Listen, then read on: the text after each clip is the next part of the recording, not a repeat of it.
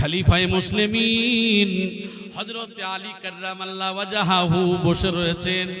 একটা বিচার এসেছে, বিচার করে দিলেন। বিচারের রায় দেয়া হলো।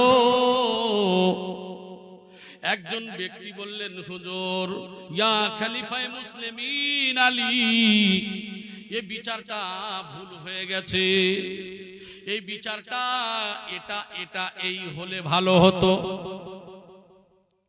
লোকেরা রেগে গেল, আরো সঙ্গী সাথীরা রেগে গেল।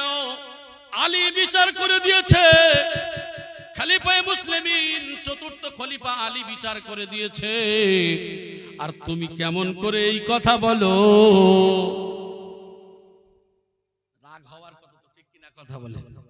আল্লাহর নবীর খলিফা রায় দিয়েছে, আর কি করে বলে? অথচ তিনি কে? তিনিও আল্লাহর নবীর একজন সাহাবী, আলী রাদিয়াল্লাহু তাআলা আনহুর সঙ্গী। হয়তো এনারা চারজন খলিফা, তিনি ছিলেন সাহাবী। তিনি কি করলেন? এই রায় যখন দিলেন, আলী রাদিয়াল্লাহু তাআলা আনহু বললেন, হে বিচারকেরা, হে আমার সঙ্গী সাথীরা, তোমরা রাগ করো না। আমার ভাই কি জন্য রায় দিল, কি বুঝালো, আমরা একটু বোঝার চেষ্টা করি। তার মুখ থেকে শুনলেন।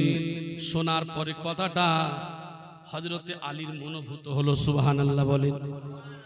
যে না, আমার কথাটা যেটা বলেছিলাম এর থেকে এই কথাটাই উত্তম।